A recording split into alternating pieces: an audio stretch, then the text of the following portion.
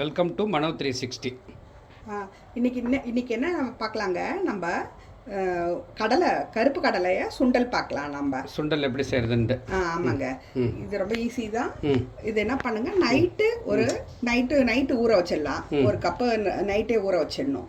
ஊற வச்சுட்டு காலையில் எழுந்து இதை நல்லா கழுவிட்டு அதை போட்டு அது மூழ்கிற அளவுக்கு தண்ணி ஊற்றி கொஞ்சம் உப்பு போட்டுக்கோங்க. அதுக்கு தேவையான அளவு உப்பு போட்டுக்கோங்க.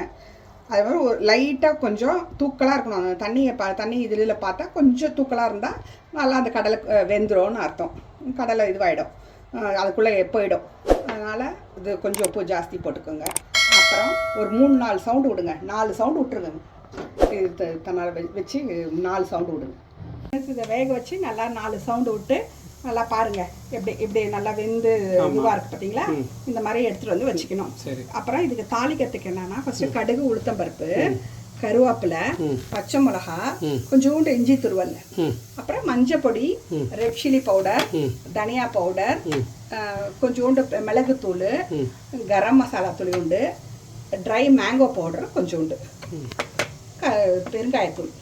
இதெல்லாம் இதுக்கு தேவையான இன்க்ரீடியன்ஸ். சரி, இப்போ நம்ம தாளிச்சிக்கலாம். ஃப்ரெண்ட்ஸ், எண்ணெய் காய்ச்ச உடனே கொஞ்சோண்டு உளுத்தம்பருப்பு போட்டுக்கோங்க.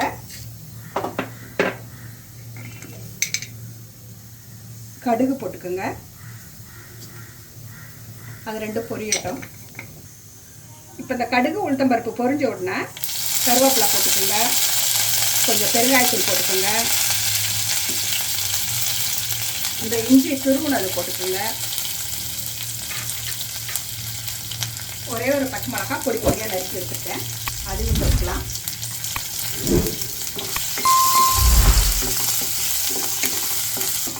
அடுப்பை சிம்மிலேயே வச்சுட்டு ஒரு பவுடராக ஆட் பண்ணிக்கோங்க.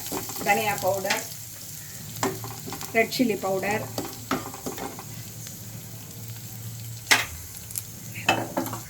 மிளகுத்தூள், garam masala, try mango powder,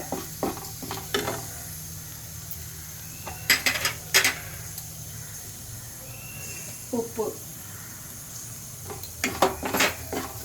first கடலையிலேயே கொஞ்சம் போட்டு வேக வச்சுருக்கோம், கொஞ்சமாக போட்டுக்கிட்டா போதும்.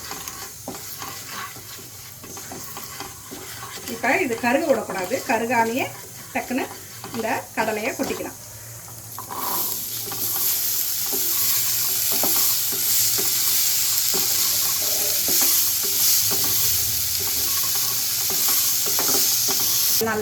நல்லா கலந்து விட்டேன் இல்லைங்க.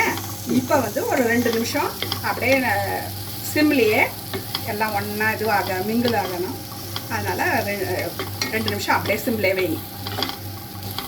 ஃப்ரெண்ட்ஸ், இதோடையும் அப்படியே விட்டுறலாம். அப்படியே இந்த சுண்டல் முடிஞ்சிடுச்சு. கொஞ்சம் கொத்தமல்லி போட்டு இறக்கிட வேண்டியது தான். அப்படி நம்ம தேங்காய் துருவல் வேணாலும் கொஞ்சம் போட்டுக்கலாம்.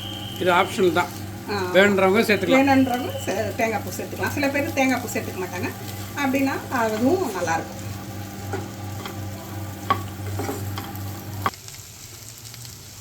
அவ்வளோதான். கொஞ்சம் கொத்தமல்லியை இது பண்ணி போட்டுக்கோங்க. சுவையான மசாலா சுண்டல் ரெடி. நீங்கள் இது தேங்காய் போடாமையும் செஞ்சுக்கலாம், தேங்காய் போட்டும் செஞ்சுக்கலாம். சுவையான கருப்பு கடலை மசாலா சுண்டல் ரெடி. செஞ்சு பாருங்கள், சூப்பராக இருக்கும். இந்த வீடியோ பிடிச்சிருந்ததுன்னா லைக் பண்ணுங்கள், ஷேர் பண்ணுங்கள், சப்ஸ்கிரைப் பண்ணுங்கள். இன்னொரு வீடியோவில் சந்திக்கலாம். அதுவரை பாய்.